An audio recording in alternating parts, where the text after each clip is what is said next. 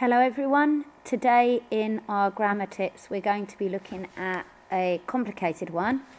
It's nominalisation. So what is the nominalisation voice?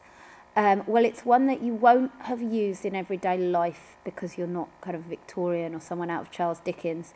It's generally nowadays only used in academic and highly formal writing. What you do is you change a verb or an adjective from your sentence into a noun, and you generally start with that as a noun. So I'll show you some normal looking sentences. You can't miss the massive cake on the table. I saw the cake.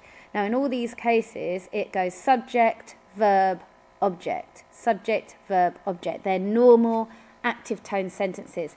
When I nominalise them, something very strange happens. The massiveness of the cake on the table was impossible to miss. So I've taken this adjective, massive, and I've turned it into a noun, the massiveness. And so it's an abstract noun, a noun you can't see, the massiveness, the quality of being massive. The massiveness of the cake on the table, so you've got that bit, the cake on the table, was impossible to miss. So you can't miss, comes over here, and it becomes much more formal, was impossible to miss. So the massiveness of the cake on the table was impossible to miss. And then, of course, I saw the cake. The visualization of the cake was undertaken by me. Now, I included this one because sometimes the words you would use when you're chatting, like I saw, just don't sound right when you turn them into a nominalized noun. So you could say the sight of the cake was undertaken by me, but we generally say, oh, the sight of this, the sight of that. It doesn't sound quite right. The sight of the cake was undertaken by me.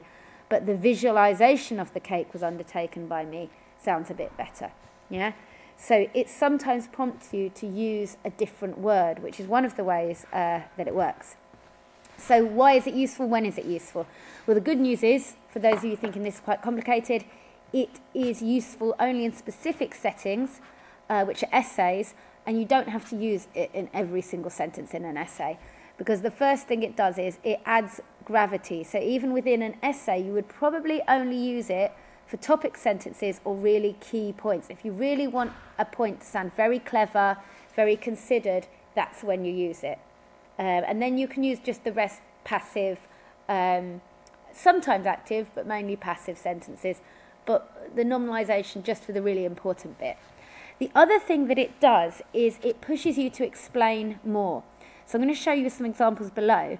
They only sound right when they've added more. When you've got a short sentence and you nominalise it, it sounds like something's missing. So then you kind of naturally think, well, what would I put in the next sentence? I'll join it on with a connective. So nominalising is very, very useful, particularly at A-level and GCSE. If we're looking here, if your teacher's always saying explain more or dig deeper, this might force you to do it. If you nominalise it, you have to do it. So here, the visualisation of the cake undertaken by me prompted what occurred next. I ate it up. So if I just put the visualisation of the cake undertaken by me, it is hanging. What's going to happen next? You don't know. Then I used the connective prompted, which shows time passed, cause and effect. Prompted what occurred next. I ate it up. So the second half of the sentence, which could have come in a different sentence, here it joins on because it just sounds right. Again, here, instead of saying Lady Macbeth was ambitious, I've put the ambition of Lady Macbeth. Lady Macbeth was ambitious could be a small sentence that doesn't say much, won't get you many grades. The ambition of Lady Macbeth was all-consuming, and thus she did everything in her power to influence her husband, blah, blah, blah, here's some evidence, etc.